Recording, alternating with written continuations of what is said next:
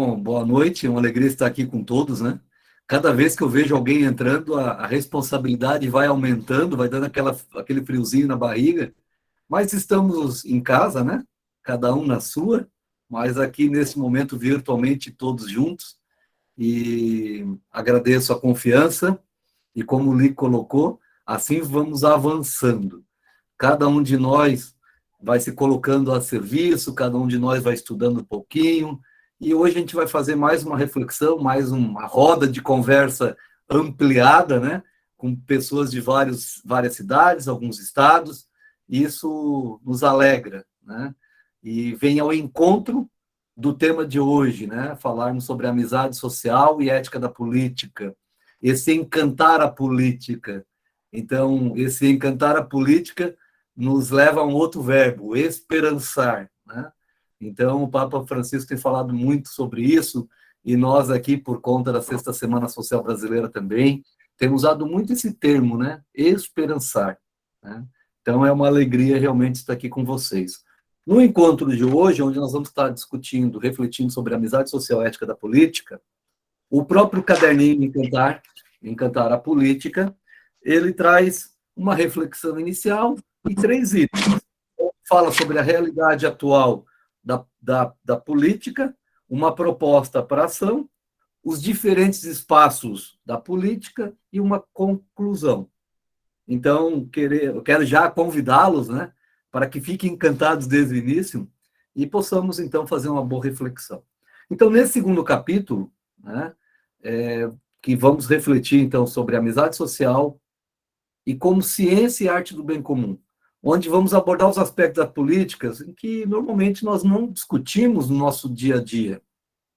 Os meios de comunicação, as redes virtuais estão utilizadas, menos ainda. Apresentamos, então, a realidade atual da política aqui do Brasil e a proposta para ação, juntamente com os diferentes espaços da política, bem centrado naquilo que é nossa realidade. E aí já vem uma pergunta: mas será que a política, tal como realmente praticada em nosso país, em nosso estado, em nosso município, é mesmo que deve ser? Por que na prática a gente ouve muito, principalmente nós que somos igreja, estamos na igreja, ouvimos muito de que política parece uma coisa suja, vergonhosa. Quem é católico não deveria fazer política. Quantos já não ouviram isso, né?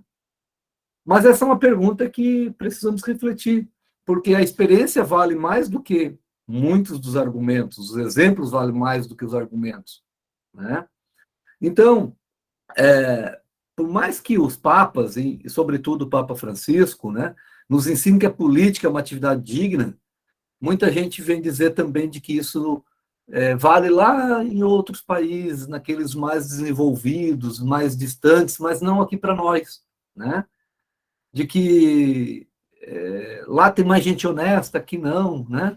Que aqui é tudo diferente, que o político não merece confiança, prometem, mas depois de eleito não cumprem as promessas, fogem do povo. Agora já estamos vendo pessoas, né, dando aquele sorriso, apertando a mão, todo mundo aparecendo, tinha muita gente intocada. Mas é essa imagem que temos, que foi nos repassada e aí a maioria das pessoas no nosso entorno possui. Mas essa imagem vem mesmo da experiência ou é apenas aquilo que todo mundo diz, que todo mundo acha? Então, para a gente já ir aquecendo, né, eu trouxe 2 passagens bíblicas para nos iluminar essa reflexão, e uma que já está no próprio início do capítulo 2, né, que é do Evangelho de Mateus, em que traz essa passagem do capítulo 10, versículo 16. Sede prudentes como as serpentes e simples como as pombas. E depois uma passagem de Deuteronômio.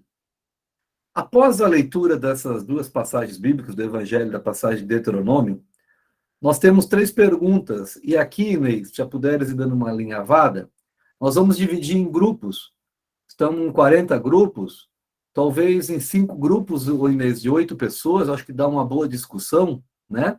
A gente vai conceder 10 minutos para que, em grupo, reflitam essas 2 passagens bíblicas, respondendo esses questionamentos. E aí, depois desses 10 minutos, voltam ao grande grupo, e aí aquele que representou o grupo abre o microfone, né, levanta a mãozinha, abre o microfone e compartilha com o grande grupo aquilo que discutiu, respondendo essas 3 questões.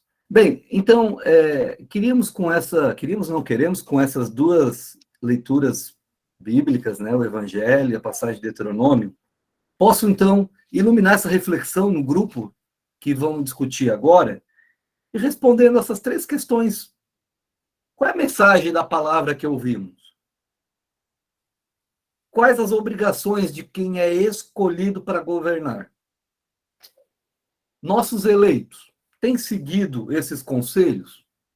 O que é preciso fazer? Então, o nosso grupo, era o grupo 2, a gente não conseguiu, né, fazer todas as perguntas ali, mas conseguimos discutir algumas coisas, e diante da ideia principal que foi passada, respondi as outras perguntas. Então, a respeito da mensagem, né, que foi lida, tanto a de Mateus quanto a de Deuteronômio, a de Mateus, ela fala muito da fidelidade ao reino, né, e também da questão de que nós seremos perseguidos também, né, quando a gente abraça a causa, né, a gente, às vezes, espera aplauso, né, mas não teremos aplauso, não teremos flores, né, seremos apedrejados, né.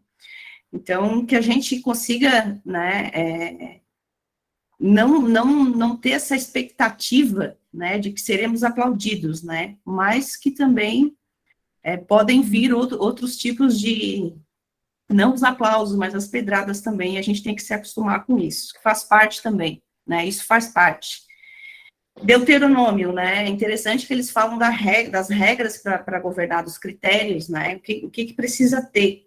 Então, o que a gente achou interessante ali, especialmente uma frase, né, que seja um dos teus irmãos, né, então, que seja aquela pessoa que tenha os mesmos princípios, né, que governe pela coletividade, que tenha os mesmos sonhos, as mesmas aspirações.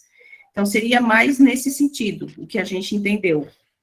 A segunda pergunta, quais as obrigações de quem é escolhido para governar? Então, o que eu percebi ali da nossa equipe, as obrigações, a gente tem que escolher aquele que vai governar para todos, para a coletividade, né? Não para um rebanho específico, né, do país ou de outro lugar, né? Mas que seja para todos, né? E quando a gente fala em todos, é todos mesmo, né? Não só aquelas pessoas que eu gosto, que eu me identifico, mas também com aquelas que eu não me identifico eu não digo como pessoa, né, mas que tem um estilo de vida diferente do meu, né, a gente tem que ter essa noção de que quando se governa para todos, né. E nossos eleitos têm seguido esse conselho? O que é preciso fazer, né? Hoje a gente tem um governo aí que claramente não governa para todos, né? Então, essa questão a gente está vendo, né? Tá muito claro, né? E eu espero que o próximo governante, já está acabando meu tempo, né? Mas que ele possa governar para todas as pessoas, para todos os brasileiros, todos, sem exceção. Obrigado, Andréia. Próximo grupo. Mas a mensagem, nós pegamos a questão lá do Evangelho, de ser prudentes e espertos. Então, parece que leva a gente a tirar a ingenuidade da política. Nós não podemos mais continuar votando de qualquer jeito, fazendo de qualquer jeito, cobrando de qualquer jeito, sem ter um pouco de conhecimento também. E mesmo a gente sendo perseguido, ainda assim a gente precisa entender que político não é Messias. Qualquer um que for eleito é preciso continuar dando suporte, mais cobrando, orientando. Nós, no Brasil, já tivemos essa questão que tem sido muito debatida. Ninguém é Messias, mesmo que seja Messias Bolsonaro, Messias Lula, Messias qualquer um, ninguém vai fazer o messianismo resolver todos os problemas do Brasil. Então é importante que a gente seja sempre esperto e prudentes, como diz o Evangelho ali. E também, ainda na primeira questão ali da mensagem da palavra, não basta seguir a igreja, seguir a doutrina social apenas na teoria. É preciso ser cristão na prática, na participação mesmo. Lá no finalzinho da cartilha, eu achei interessante um texto que tem lá, que diz que lá no mundo grego a palavra idiota significa aqueles que não gostavam da política, né? Aqueles que não estão integrados na política. Então, que nós possamos trazer para a gente também essa participação, esse fato de ser ativo, ser ativa na política, pelo menos acompanhar de perto. Não tudo que falo é uma grande novidade para a gente. É a questão do Evangelho de servir e não ser servido, né? Aquilo, uma frase do próprio Jesus que diz isso para a gente. Eu vim para servir e não ser servido. A segunda questão ali sobre as obrigações do rei, então, de quem é escolhido para a política, o escolhido tem seus limites, e eu trago agora para a nossa questão, porque toda essa briga, ontem à noite ainda eu estava junto com uma pessoa na hora do jornal, e a pessoa disse que eu tenho muita raiva do STF, porque o STF fica pegando no pé disso, pegando no pé daquilo. Eu fiquei pensando agora, é preciso ter limite, sim, seja quem for. Não pode escravizar, diz o texto lá do Deuteronômio, não pode, então, voltar ao Egito, e não pode enriquecer também, né? Não pode ficar amontoando bens em nome próprio. E deve ser irmão. Então, ser irmão é aquele que é solidário, não estrangeiro, não estranho, não distante da gente. Com todas as pessoas, como já disse a colega ali antes. E diz o texto lá que o rei deve ter um relatório, né? No Deuteronômio, um relatório daquelas regras que ele deve seguir para o bem da população, então. E a última questão, se os nossos eleitos têm seguido esses conselhos, o que é preciso fazer? Não, eu acho que não tem seguido esses conselhos, não, né? É preciso que nós, assim como já disse na primeira questão, fiquemos muito atentos, e por isso que é tão importante esse projeto de Encantar a Política, e não só para agora, que nós tenhamos sempre atenção em relação àquelas pessoas que ocupam cargos públicos próximos da gente, em todas as esferas. É isso, muito obrigado. Mas, enfim, o que nós discutimos aí? A relação com aquilo que está posto no Evangelho, quer dizer, a gente fica pensando, são milhares de anos, né, que isso está presente na vida das pessoas, e nós vemos que nós temos um caminho muito longo a trilhar ainda, né, porque o Evangelho há milhares de anos já diz que como deve se comportar e qual é a função da política, né, por que existe a política. E nós aqui ainda estamos discutindo isso, né. Então, como deve ser um bom governante, qual é a função dele, ou por que ele deve assumir um cargo, né? E aí vem a questão número 2, né? Que é quais são as obrigações de quem é escolhido, o que deve fazer uma pessoa que é escolhida, que optou, que se dispôs, né, a assumir um cargo político. Acho que, em primeiro lugar, eu acho que a gente tem que lembrar a pessoa que ela, se no momento que ela fez essa opção, ela não deve esquecer jamais que ela está ali para servir. Alguém já falou antes, o colega falou sobre isso, né? Está ali a serviço de do povo que ela está representando.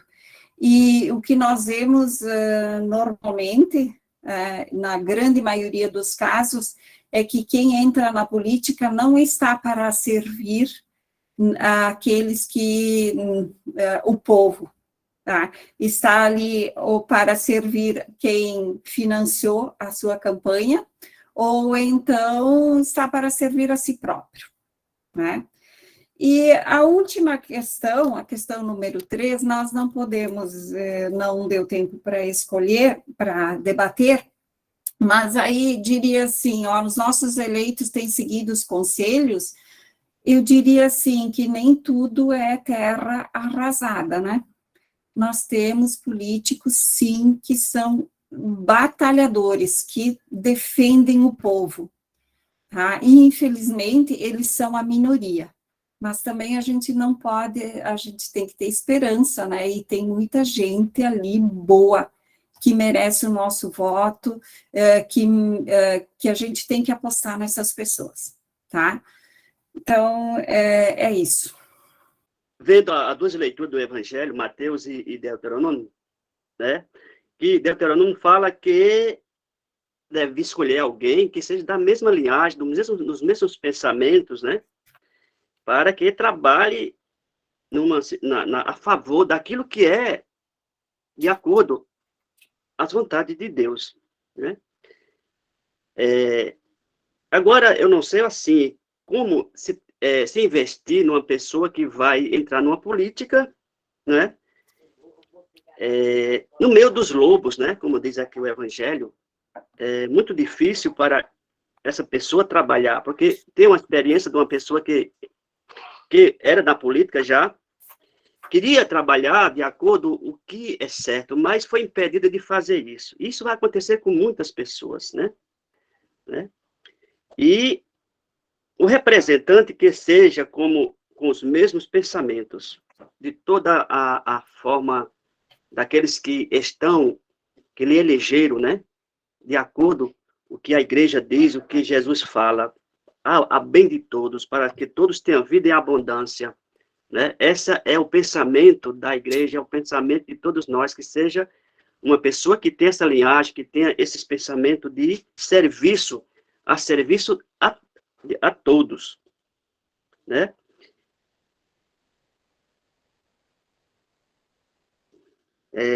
Tomar posse, e que, quando tomar posse, não mude os pensamentos para se exaltar num sistema egoísta, num modo egoísta, que só pense em si próprio, nas suas elites. Não é assim? Nós queremos pessoas que trabalhem a favor de todos nós, da humanidade, da nação, que traga coisas boas para todos, para todo de um modo geral. Essas são as obrigações daqueles que vão governar, né? Daqueles que vão governar. Trazer um sistema que traga benefício de um modo geral e não tire os direitos daqueles que já é adquirido, mas traga mais condições de vida, né? Eu fico pensando assim como, né? Porque só se fosse uma forma de todos entrar de uma vez só numa política, com os mesmos pensamentos, com as mesmas ideias de bondade para todos.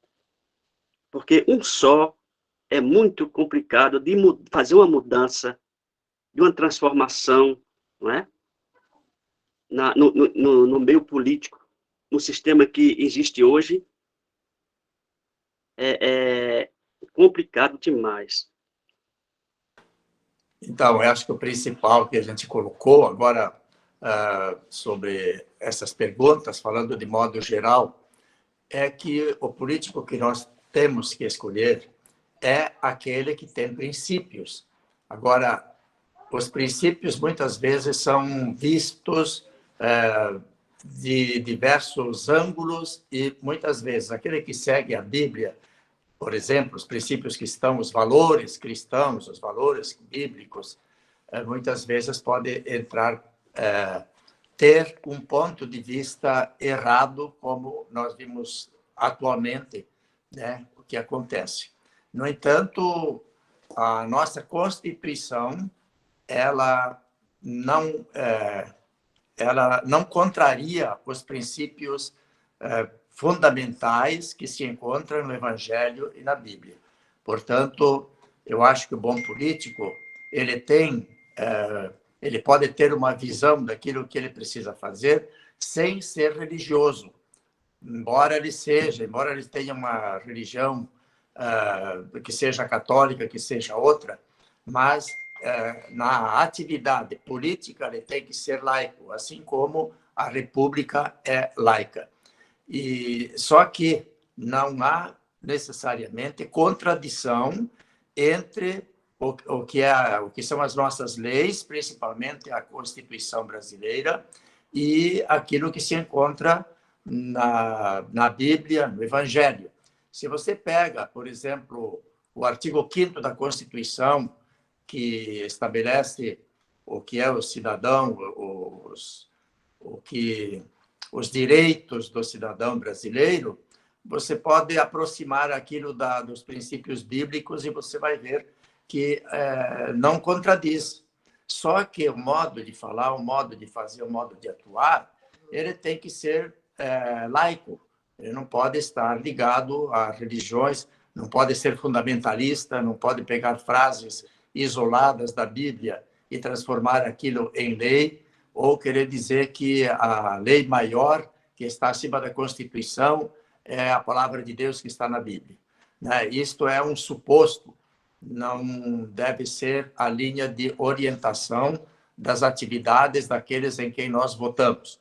Aqueles em quem nós votamos, eles têm que ser objetivos e se guiar pela ética e pelo que está na Constituição, que é lei positiva.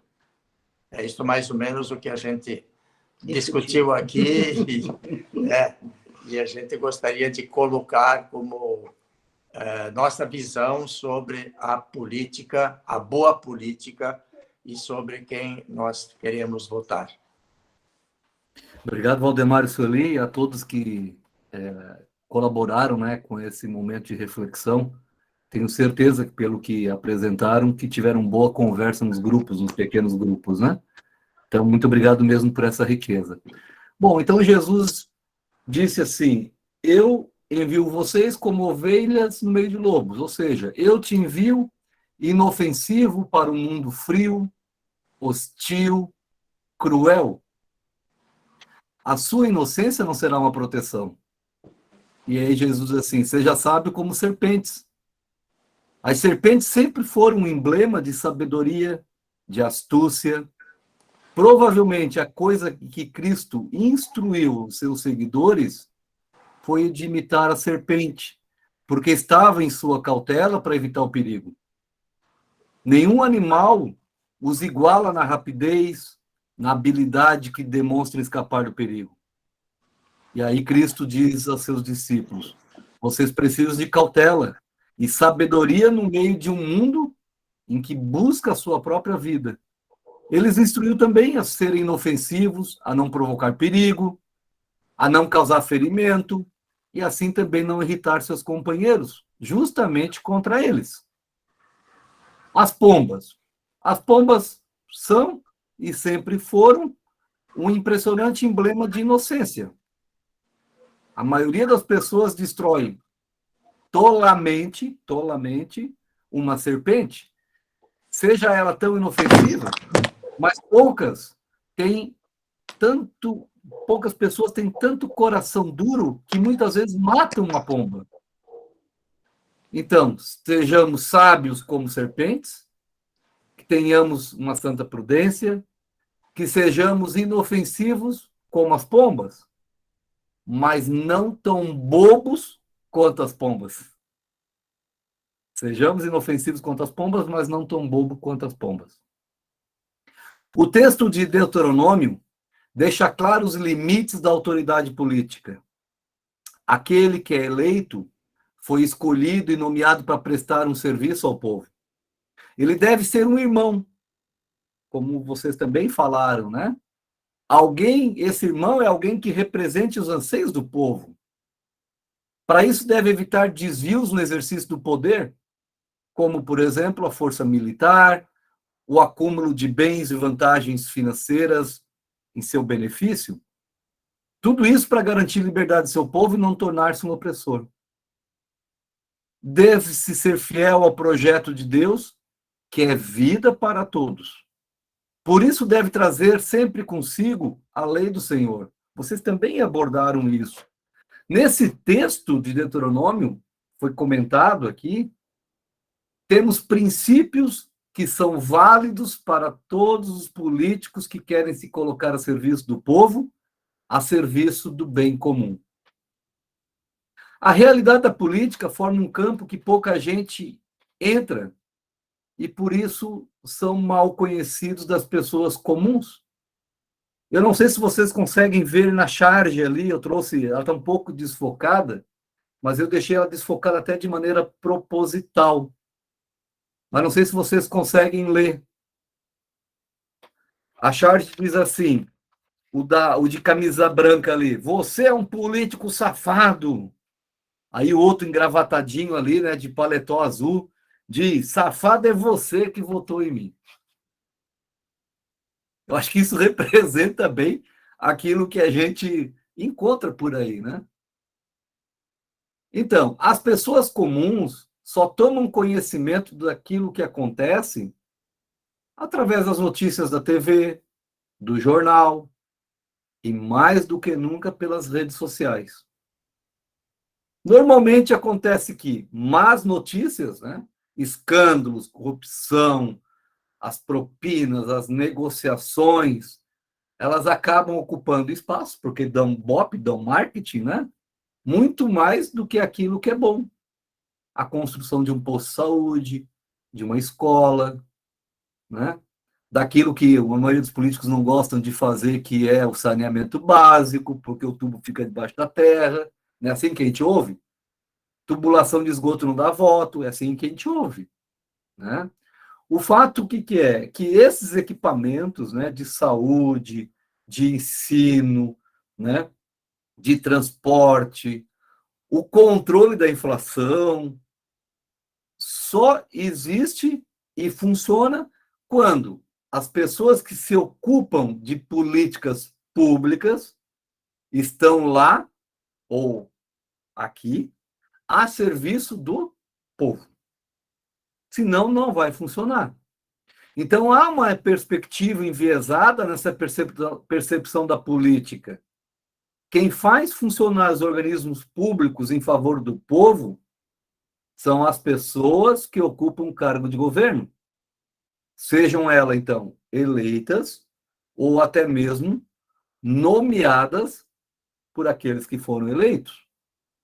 Óbvio que algumas dessas pessoas cometem atos de desvios, de desonestidade, de falcatruas, se deixam muitas delas se corromper por quem quer tirar benefício para si próprio, mas muitos, também foi falado aqui, trabalham pelo bem comum.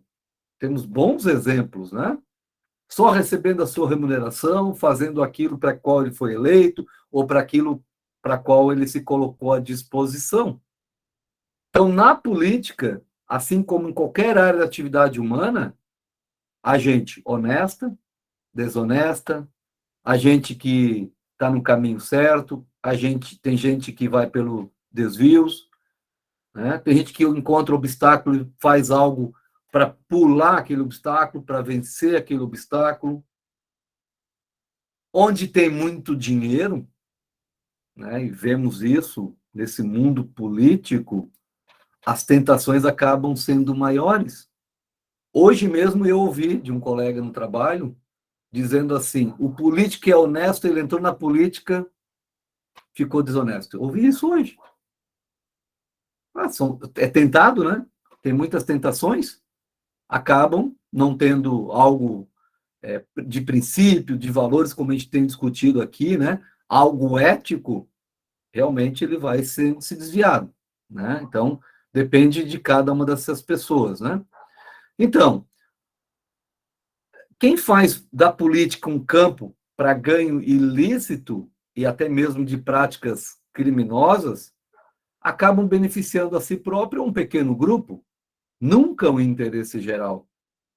Para essas pessoas que fazem da política uma atividade criminosa, bom seria se não houvesse gente séria, se não houvesse gente honesta, se não houvesse gente correta, bem intencionada.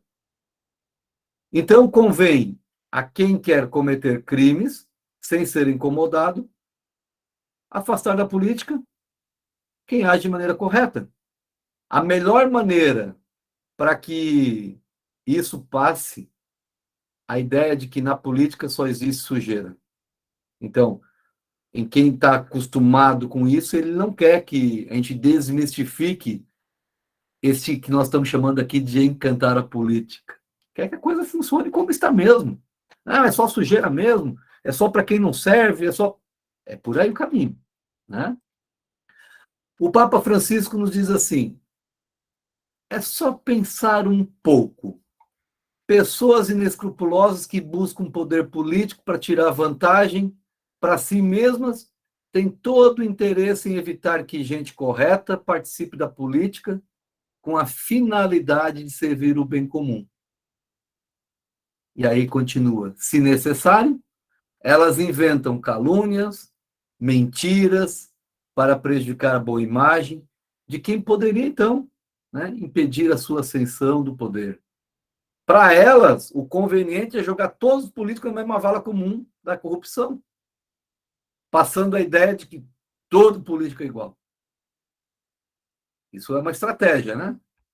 Ao falarem de política, disseminam desconfiança e até mesmo ódio, para que as pessoas não reflitam sobre o assunto usando a razão e aquilo que a gente chama, que é o mais perto do cérebro, né? Que é o coração. É um caminho muito curto, né? Então, acaba sendo bom para essas pessoas que disseminam a desconfiança e o ódio, que as pessoas não reflitam sobre isso. Por isso é preciso desconfiar das acusações, de buscar outras fontes, ideias para confrontar umas com as outras, sem evitar cair na armadilha de falsos profetas, como temos visto, e enganosos informantes. Toda hora está aparecendo um novo informante. Precisamos pensar com calma, de preferência conversando com gente bem informada, antes de concordar com uma acusação. Sempre com amor no coração, nunca com ódio. Então vejam que o Papa conhece muito bem essa realidade, né? Nos últimos anos, essa estratégia de desqualificação dos políticos tornou-se uma verdadeira arma de guerra. Os especialistas chamam de guerra da quarta geração, ou uma guerra híbrida, porque a arma principal é a informação. Há muito tempo, a mentira, a informação deturpada, são usadas para destruir moralmente adversários políticos. Mas a informática aumentou muito o seu poder também destrutivo. A informação é manipulada com rigor do método científico, de cálculos matemáticos, depois testada em laboratório, acaba sendo colocada em prática para combater o adversário considerado hostil. Quantos robozinhos não estão a esta hora, enquanto estamos aqui, tratando de alguma coisa? Né? Nós mesmos. Temos o nosso celular, tudo na palma da mão, a gente faz uma pesquisa, daqui a pouco começa a aparecer mensagem sobre aquilo que a gente pesquisou. Aí. Né? É o robozinho trabalhando em prol do consumo, do consumismo. Né? Então, os meios disponibilizados nesse século pela internet elevou essa capacidade de destruição a um patamar que até pouco tempo era inimaginável. O Papa Francisco afirma: a explicação do sucesso está no fato de que as pessoas tendem a dar crédito às informações que mais lhe agradam. Trata-se, então, de produzir informações mais ou menos verdadeiras, ou pós-verdade, ou falsificada, ou, como todos nós conhecemos esse termo em inglês, né? As fake news. Que elas sejam aceitáveis para quem vai receber. E elas são veiculadas, né, pela combinação da grande mídia. A TV, a rádio, jornais, as mídias digitais, eu até coloquei o embleminha de alguns aí do lado, né? Acho que vocês conhecem, né? O WhatsApp, Facebook, Instagram, Twitter, Telegram, TikTok, ao CNLB não, tá, gente? CNLB não é fake news, não, tá? É a logomarca do nosso conselho, né? Mas são essas principais. Viraram armas. As igrejas têm utilizado isso, as ONGs, os institutos de pesquisa, todo mundo usa esses meios digitais. O fato da informação vir de várias fontes vai dando essa carinha de verdade, né? E ainda, para completar tudo isso, o processo vai desqualificando outras fontes. Quando tem um contraditório, né? Desqualifica outra fonte, dizendo que foi corrompida, né? Diz que aquilo foi usado de uma outra forma. Então, a informação ela vai se reproduzindo até destruir moralmente aquele considerado como inimigo. É como aquele vírus que infecta o nosso computador ou o nosso celular. Ou mesmo aquilo que nós vivenciamos, né, com o vírus da Covid. Um infectado vai infectando os outros. E aí vira uma bola de neve. Diante dessa forma de guerra ideológica, não basta a indignação ética contra a pós-verdade e a fake news. Quem não aprender a combatê-las vai ser facilmente derrotado pelas armas ideológicas a serviço de quem quer exercer o poder sem submeter as regras da democracia. Então, esse é o objetivo dessas forças chamadas antidemocráticas, que promovem, então, a guerra de desinformação contra a cidadania. Vai fazendo com que haja um afastamento do povo, do debate, da participação nas políticas públicas, por pensar muitas vezes que isso é uma prática imoral e até mesmo vergonhosa. Então percebam de que isso são coisas que vão acontecendo. Diante dessa ameaça, cada vez mais real, olha o que o Papa Francisco nos diz na exortação Evangelho Gaudium, onde ele apresenta as suas grandes linhas, né, do desejo dele para a igreja. Ele diz lá no número 205 do Evangelho Gaudium: peço a Deus que cresça o número de políticos capazes de entrar num autêntico diálogo que vise efetivamente sonar raízes profundas e não a aparência dos males do nosso mundo. A política, tão denegrida, é uma sublime vocação. É uma das formas mais preciosas da caridade, porque busca o bem comum. E ele continua: rezo ao Senhor para que nos conceda mais políticos que tenham verdadeiramente a peito a sociedade, o povo, a vida dos pobres. O Papa Francisco sabe dessas dificuldades em que envolve a atividade da política. Por isso, na sua encíclica Fratelli Tutti, né, que tem esse tema, né, como tema principal a política, como sendo a expressão da amizade social, nos diz, no número 180, reconhecer todo ser humano como um irmão ou uma irmã e procurar uma amizade social que integre a todos não são meras utopias. Exigem a decisão e a capacidade de encontrar os percursos eficazes que assegurem a sua real possibilidade. Todo e qualquer esforço nesta linha torna-se um exercício alto da caridade. Ele continua dizendo: Trata-se de avançar para uma ordem social e política, cuja alma seja a caridade social. Convido uma vez mais a revalorizar a política, que é uma sublime vocação. É uma das formas mais preciosas de caridade, porque busca o bem comum. Está lá no número 180 da Fratelli Tutti. Então, os laços de amizade que devem unir todos nós numa grande comunidade, na qual ninguém tenha os seus direitos, que foi falado aqui, desrespeitado, inclusive o direito à diferença, é a expressão coletiva do mandamento maior, o amor.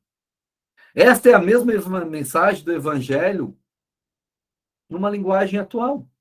O Papa está consciente da dificuldade em torná-la efetiva. E aí ele retoma o conceito de solidariedade, que vocês refletiram com Orides no encontro passado, como uma forma política da caridade. E explica o que isso significa ao longo da encíclica Fratelli Tutti. O Papa aponta para um vasto horizonte que hoje se abre para a ação da Igreja no mundo. Os movimentos populares, como uma forma de ação política em favor da luta pelos 3 T's: terra, teto e trabalho, como direitos de todo ser humano. Essa referência aos movimentos populares é muito importante, porque, em geral, somos levados a pensar a política unicamente naquele espaço do Estado, como uma relação entre grupos, geralmente organizados em forma de partidos ou frentes políticas. É o que a gente está vendo agora por conta das eleições que se aproximam, né? Toda essa composição, né?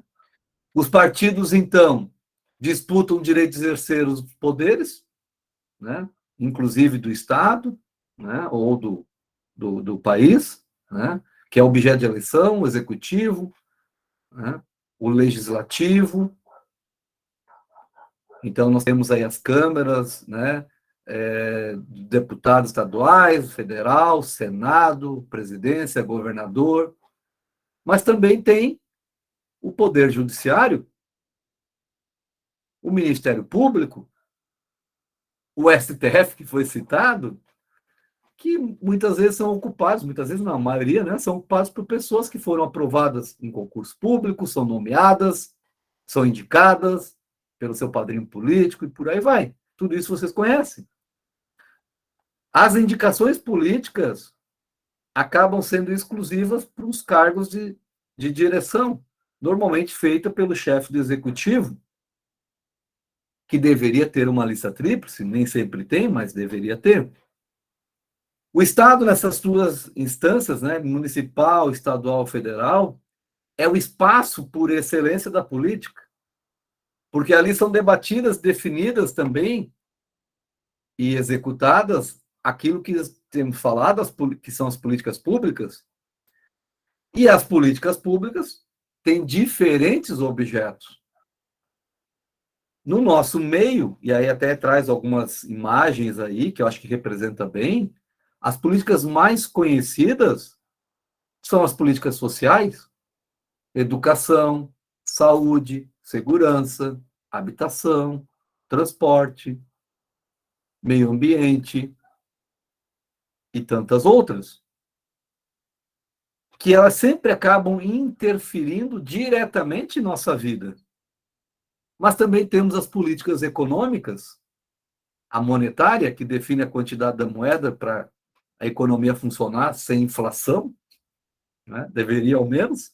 A cambial, que define a relação entre a moeda nacional e as outras moedas. A fiscal, que define quanto o Estado arrecada e quanto pode gastar. Por isso se diz que o Estado é o campo próprio da política. Mas importante, não é o único campo de atuação política. Também a economia, a sociedade, a cultura, a religião são campos de ação política. O território em que se vive é o espaço político, como mostra, por exemplo, a Associação de Moradores, que tem essa valiosidade, esse trabalho imenso de assegurar o bem comum da vizinhança. Eu até trouxe uma imagem ali, né? De pessoas sentadas no banco, crianças, pessoas em pé, uma lona esticada, vocês estão vendo ali. É uma associação de moradores simples para definir aquilo que aquela comunidade precisa de bem comum. É uma forma de fazer política. Ali é onde tem a bandeira, ali está utilizado pelo Cefep, que é uma imagem para falar do Conselho de Políticas Públicas. Depois temos a outra imagem menor ali para representar o poder, né? Os 3 poderes do Estado. Temos aquelas várias mãos entrelaçadas para demonstrar tantas pessoas que se unem para uma discussão, para uma proposição, para não deixar os direitos se esvairir, que poderia ser um sindicato, uma associação, enfim, qualquer coisa que vá lutar para o bem comum. E trouxe também a imagem dos gritos excluídos de 2022, vida em primeiro lugar. Não deixa de ser um espaço de política. Então, em todos esses campos, né, onde se atua muitos movimentos, muitas pessoas, congregam o quê? Pessoas em defesa de seus direitos específicos, onde um se articula com os direitos de toda a coletividade. Os camponeses, os lavradores, os sem terra, o povo indígena, as mulheres, os negros, aqueles em defesa do meio ambiente, da ecologia, e tantos outros exemplos poderíamos enumerar, trazer aqui, né, de coletividade, de batalha do bem comum. Embora, geralmente, os poderosos no campo econômico e político tratam de forma negativa, como se fossem movimentos contra o progresso, o desenvolvimento, que defende o valor do passado. Então, Francisco vê com grande esperança esses movimentos populares. E ele diz assim, os movimentos populares que reúnem desempregados, trabalhadores precários e informais e tantos outros que não entram facilmente nos canais já estabelecidos, são semeadores de mudanças, promotores de um processo para o qual convergem milhões de pequenas e grandes ações, interligando-as de modo criativo, como numa poesia. Nesse sentido, são poetas sociais, que, à sua maneira, trabalham, propõem, promovem e libertam. Com eles, será possível um desenvolvimento humano, integral, que implica superar a ideia das políticas sociais concebidas como uma política para os pobres, mas nunca com os pobres, nunca dos pobres, e muito menos inserida num projeto que reúna os povos. Continua ele dizendo, embora incomodem, e mesmo se alguns pensadores não sabem como classificá-los, é preciso ter a coragem de reconhecer que, sem eles, a democracia atrofia-se num nominalismo, uma formalidade, perde representatividade, vai se desencadeando porque deixa fora o povo na sua luta diária pela dignidade, na construção do seu destino. Isso está na Fratelli Tutti, para quem está marcando, número 169. O espaço privilegiado para a atuação dos movimentos sociais, como eu já citei, né? Os conselhos de cidadania, criados pela Constituição de 88, em que a cada dia vai se diminuindo a participação, muitos vão fazendo com que isso vá sumindo de fato, porque eles não têm interesse. Ele é importante para estabelecer o diálogo entre representantes da sociedade civil e os do poder público, na definição de políticas públicas específicas. Conselhos como de saúde, da assistência social, da criança e do adolescente, de segurança alimentar, nutricional e tantos outros, é um espaço de grande importância para a participação popular na definição de políticas públicas.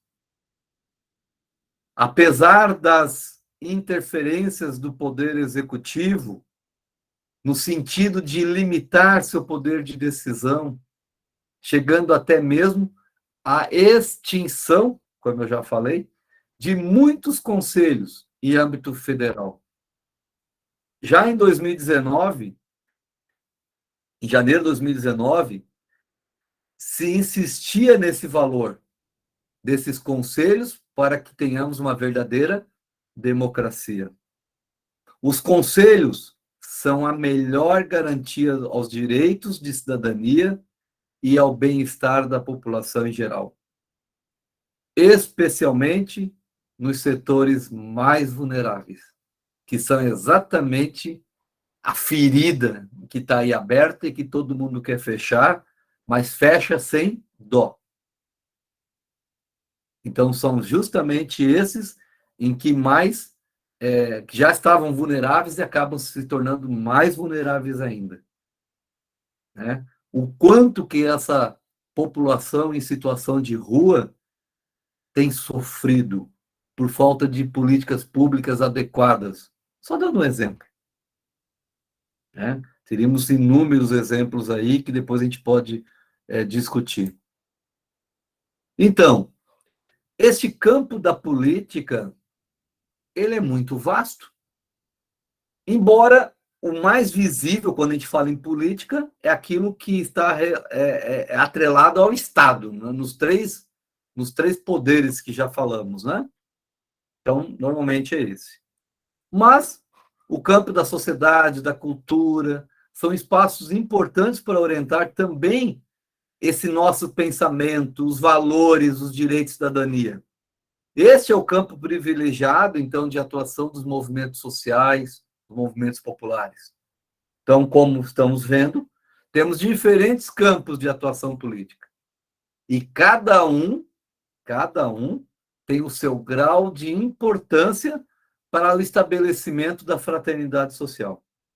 E cada um de nós, e aqueles que estão no nosso entorno, ele deve se inserir, deve se conhecer e conhecer o que tem à sua disposição para inserir no campo que melhor se conforma à sua aptidão. Tem aqueles que têm aptidão para o partido político, outro para um trabalho comunitário, outro para um conselho de cidadania, outro para isso, outro para aquilo, outro para o sindicato, e assim vai indo. Cada um tem a sua aptidão e tem que encontrar aquilo que mais se conforma, mas não deixa de ser política. A quem, especialmente, né, nós que estamos aqui, então, tendo sempre a partir da iluminação bíblica, né, aquilo que Jesus nos ensina, que nós temos esse segmento de Jesus, colocação do seu evangelho em prática, tem algo muito importante para nós, que é não nos omitirmos. Nós não podemos nos omitir. Então, a política, ele é um campo extenso, e como cristão, nós não podemos nos omitir. Por quê? Faz parte da amizade social, faz parte da luta pela vida, pelo bem comum. E aqui, para a gente concluir, eu vou trazer de novo o debate, aí quem quiser pode levantar a mão e a gente vai discutindo, né? Esses dois questionamentos. Que diretriz a política deve orientar o cristão ou a cristã? que diretriz política, deve orientar o cristão ou a cristã? Como se concretiza em nossos dias o ideal da política como amizade social? Então, deixo aberto, vou deixar aí na telinha, mas eu deixo aberto essa discussão para a gente já ir. Já são 9h20, né? Praticamente para a gente ir encerrando, né? Esse, como eu falei antes, esse é um capítulo em que tem menos itens para discussão, mas eu acho que temos suficiente para discutir, então, esse tema, né, que fala sobre a amizade social e a ética da política. Eu queria fazer uma colocação a respeito do que foi colocado, que o político assume o poder e se corrompe. Na minha observação, a verdade é que ele assume e o poder revela quem realmente ele é. Porque quem é íntegro continuará sendo íntegro. Agora, aquele que parecia ser íntegro, mas não era, o poder vai revelar que ele realmente é corrupto, ou ele se corrompe. Então, isso é uma questão, assim, para a gente também refletir, né? E quanto a diretriz que deve nos orientar como políticos, eu acho que a primeira questão que devemos ter presente é a defesa da vida. Tudo que nós fizermos na política que venha para o bem comum e a defesa da vida das pessoas é correto. E tudo aquilo que fizermos que prejudique a vida das pessoas não é correto a ser feito na política. Só para, né, dar uma ilustrada, eu acho que por pequena participação que nós tenhamos, né, em algum conselho, vendo o mais próximo da nossa comunidade, eu acho que ali, né, fazendo para um bem comum, né, para aquele vizinho, para a rua de baixo, é essa política que as pessoas não estão conseguindo interpretar e trazer para a sua vida, né, porque não adianta se pensar numa política lá longe, se ali, aquela da minha rua, da minha igreja, da minha comunidade, eu não possa estar contribuindo. Num conselho, eu faço parte do Conselho da Promoção da Igualdade Racial, sou uma conselheira atuante, e eu acho assim, lá eu também não tenho bandeira de religião, porque lá nós temos a questão afro, que é um todo, né, e que as religiões africanas têm muito esse preconceito também concebido na nossa, né, mas que somos todos raízes africanas, né, e temos isso também na nossa religião enraizado, esse preconceito em toda parte de discriminação, né, e no Compira a gente trabalha muito lutando pela a igualdade, porque Jesus não veio e não disse partido, ele disse sempre amor, amor. O partido de Jesus é amor e vida.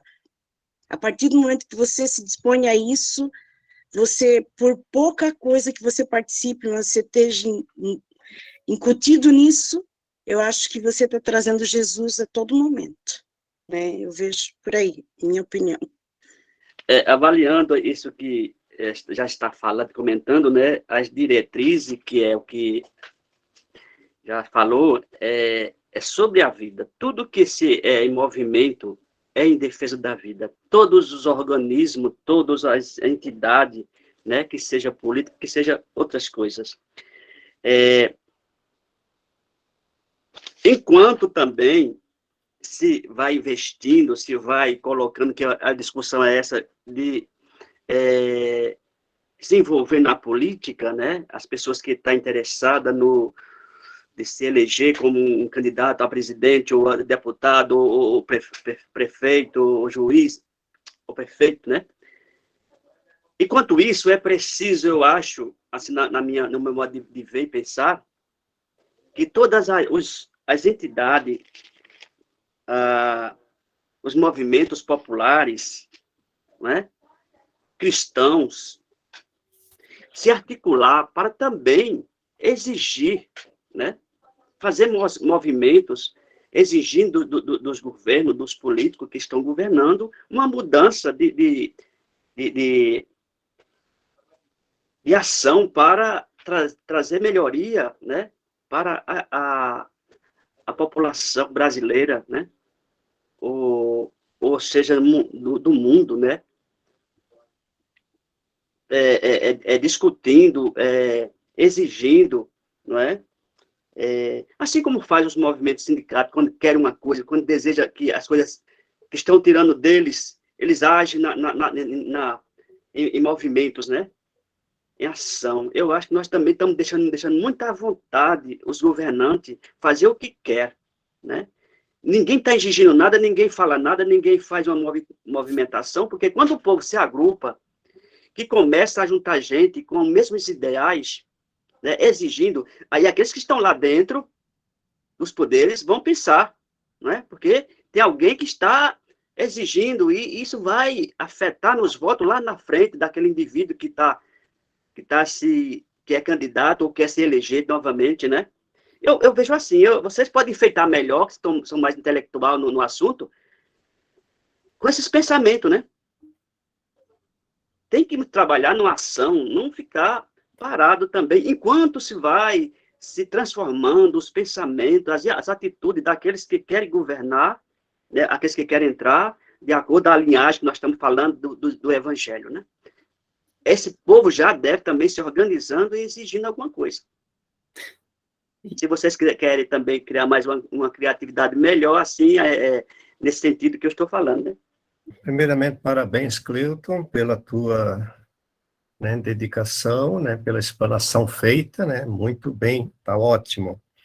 E cada vez mais, quando é que a gente fala nessa questão do encantar a política, né, eu fico cada vez mais encantado, né, pela política, porque somos encantados pelo Evangelho, né, porque a política é o Evangelho, e o Evangelho é política, né? Só que a gente não conhece isso e nos tiraram a liberdade de pensar desta maneira, né? Esta é a grande liberdade.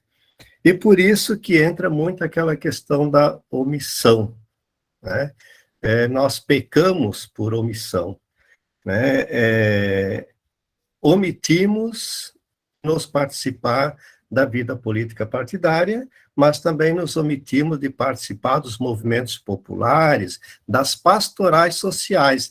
Eu aqui nem falo sequer da questão política partidária, porque as pastorais sociais dentro da igreja, elas são deixadas totalmente de lado, né? Elas ficam na periferia das periferias das pastorais, né? Se sobrar uma migalha, se alguém não chegar e comer, se o pombo não chegar e comer, então essa migalha nós vamos passar para as pastorais sociais. Então, esta grande omissão, né? E esta omissão eu junto tudo, né? Nós leigos e leigas, a omissão dos padres, de diácono, a omissão dos nossos bispos, né? Que não trabalham isto com seriedade, né? Falta muita seriedade, né? E muita coragem para que a gente possa pegar junto, né? Como igreja, né? Quando falo igreja, a gente fala de todos e todas, né? Sem distinção. Então, como o Cleuton falou, e esse tema, né? Que diz ali, né? O mundo da política é um campo vastíssimo, né? Um campo enorme de trabalho. Tem aquele que está preparado para ir para dentro de um partido, para trabalhar, né? E como lembrou a Iraci, né? Aí nós temos aquele que trabalha com seriedade, com honestidade, e tem aquele que é corrupto, né? E o corrupto, ele sempre vai promover aquela política, né, de enfrentamento para que as pessoas de bens não participem da política, né? Porque ele quer sempre estar lá e manter o jeito corrupto, né? Por isso também que essa propaganda, né, que é feita maciçamente para dizer que a política é algo corrupto, que a política não presta, né? E muita gente dizendo que política é pecado, né? Agora também inventaram essa, que política é pecado, né? Por quê? Interessa a uma elite dominante, né? Interessa à classe altíssima dizer isso, porque a política tem que favorecer a elas e não ao povo de um modo geral. Então, eu trago essa questão que é a omissão, né? Por isso que aquela oração que diz lá no ato penitencial, né? Por pecados, atos e omissões, né? Uma das nossas omissões é não participar, né? Da vida política, né? E, como falei, não vou longe na política partidária, começando pelas nossas pastorais sociais, né? Fazendo com que elas realmente sejam pastorais verdadeiras, né? Que trabalham e estejam junto com o povo. É isso. Primeiro, agradecer ao Cleuton pelas palavras, acho que nos provoca, e eu queria me apropriar de uma fala do Cleuton, principalmente quando ele fala do espaço da política. Porque a política ela não se dá, na fala do Cleuton, somente dentro do espaço do poder, né, nas eleições, né, mas ela se dá muito fora. Na fala agora citada, né, nas pastorais da igreja, nos sindicatos, nas associações de moradores, enfim, nos grupos de jovens. Porque se nós pensarmos política só enquanto espaço do poder, se nós olharmos qual é a origem do Estado na sociedade humana, na humanidade, como é que surgiu o Estado, né? E aí, vamos pegar o Estado moderno, quando ele foi concebido, para que foi criado esse Estado moderno com Montesquieu, né, que pensou lá os 3 poderes, se não foi para garantir o status quo, garantir esse sistema de exploração criado na modernidade, para que um grupo de burgueses pudesse constituir leis, a justiça, o poder para se manter. Então, o Estado ele não foi criado e não é criado e pensado para nós, trabalhadores. Nós é que estamos ousando querer participar desse espaço. Só que se nós pensarmos que nós vamos transformar a sociedade, alcançarmos a nossa utopia nesse espaço somente, esqueçam. É nas bases, é de forma orgânica, é sermos fermento na massa, sal da terra, luz do mundo. Aí nós podemos, aos poucos, né? E como nós lemos aí nas leituras bíblicas hoje, nós vamos morrer e nós não vamos alcançar, né, a nossa utopia. Ela vai ficar para que outros que venham depois de nós, ou até juntos de nós que vão ficar ainda mais um pouco, vão ficar aí na luta. É isso. Plagiar o que o Papa Francisco falou e a gente leu aqui, que eu acho que vem bem ao encontro, né? Que eu rogo também ao Senhor para que nos conceda mais políticos que tenham verdadeiramente a peito a sociedade, o povo e a vida dos pobres. Para encerrar, de fato, retomo as muitas palavras que me marcaram da leitura bíblica inicial da carta de São Paulo aos Filipenses. Que sejamos uma só inspiração, que vivamos um só amor, que não façamos nada por competição, com desejo de receber elogios, que não procuremos o próprio interesse, mas o interesse dos outros. Obrigado pela confiança, espero que tenham aproveitado e foi uma alegria imensa poder partilhar e ouvir, né, no mesmo grupo, tantas coisas bonitas, dessa discussão tão maravilhosa. Obrigado mesmo.